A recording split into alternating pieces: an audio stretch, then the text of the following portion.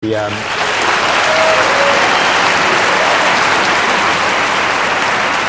asked Senator McCain the same question about Governor Palin's belittling being a community organizer. Did the Democrats in return belittle being a small-town mayor? Was she being unfair? Or was it hypocritical because Republicans actually say, hey, what people do in their private life is more important than public service? Well, listen, we've had an awful lot of small-town mayors at the Democratic convention, I assure you. I meet them all the time. And the mayors have some of the toughest jobs in the country because that's where the rubber hits the road. You know, we yak in the Senate. They actually have to fill potholes and trim trees and make sure the garbage is taken away. So I was surprised by the several remarks around community organizing and belittling it. You know, when I think about the choice I made as a 23, 24-year-old to spend 3 years working with churches to help people help themselves, no insult to the president of this fine institution, but it was the best education I ever had because it taught me that ordinary people can do extraordinary things when they're given a chance and when they're brought together. And that's something I want to encourage for every young person.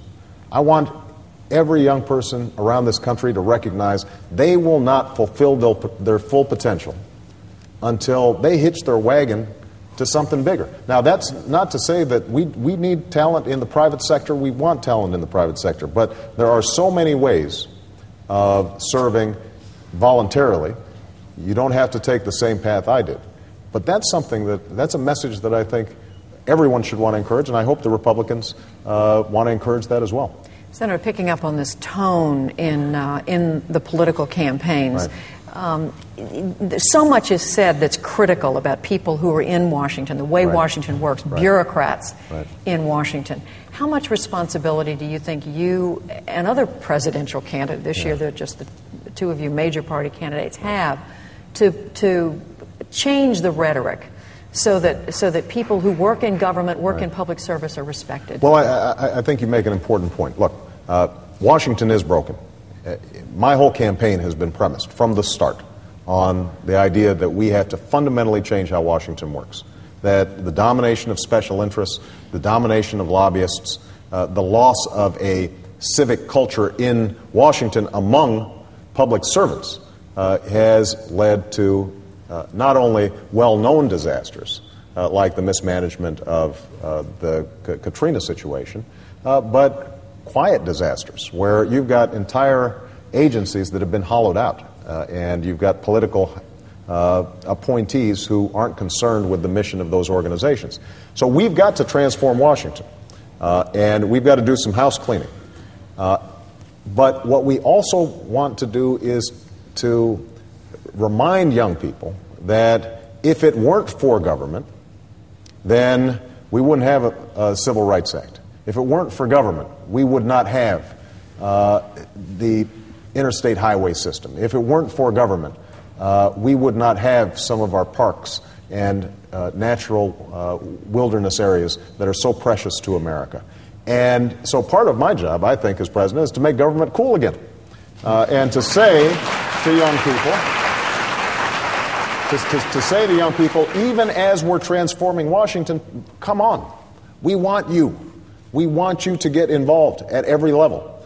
And by the way, you don't even have to join government. Part of what we're going to do is create transparency and accountability in how government works so that you can be an active citizen holding your public servants and elected officials accountable. That's one other aspect of citizenship, is paying attention to what's taking place. And part of what I've been thrilled about during the course of this campaign is how energized people have been, how interested people are. I mean, the viewership, both for the Democratic and Republican convention, broke all records.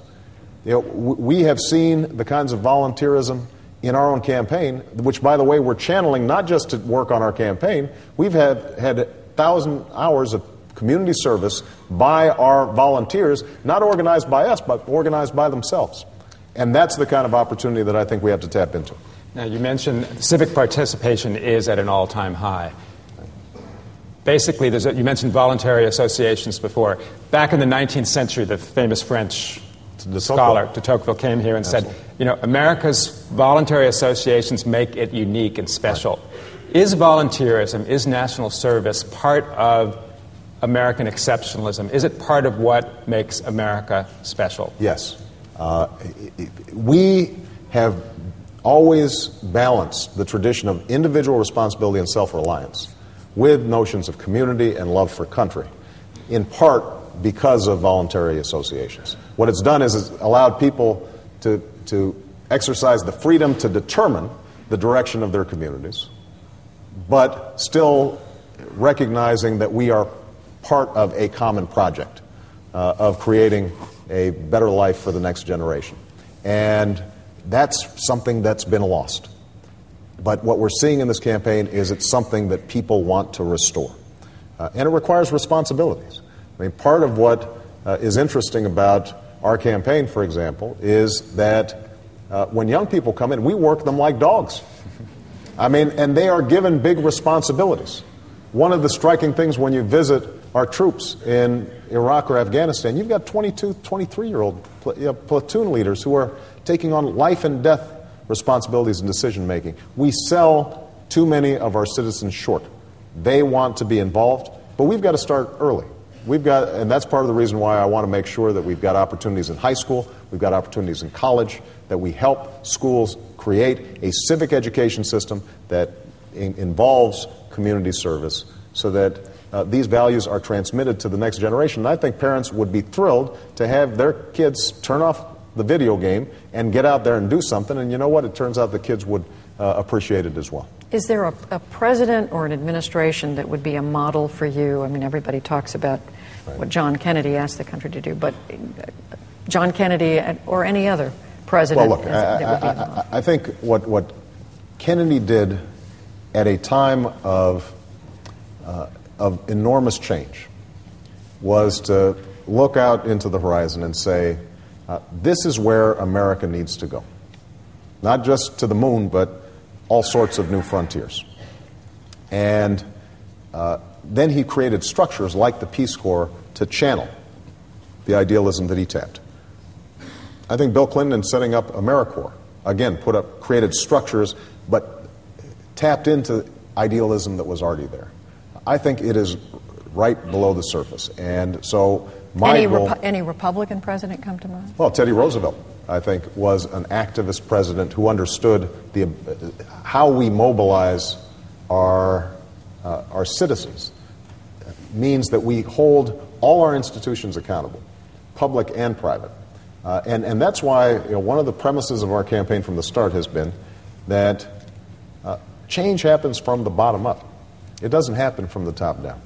It happens because the American people look up and they say, we imagine a world not as it is, but as it should be, and we are willing to roll up our sleeves and put in the hard work to change this country block by block, neighborhood by neighborhood, state by state. And that, I think, is the kind of president I would like to be, is one that inspires more of that feeling and provides the avenues to express it. Senator Barack Obama, thank you very much for joining us for this Presidential Candidates Service Nation Forum.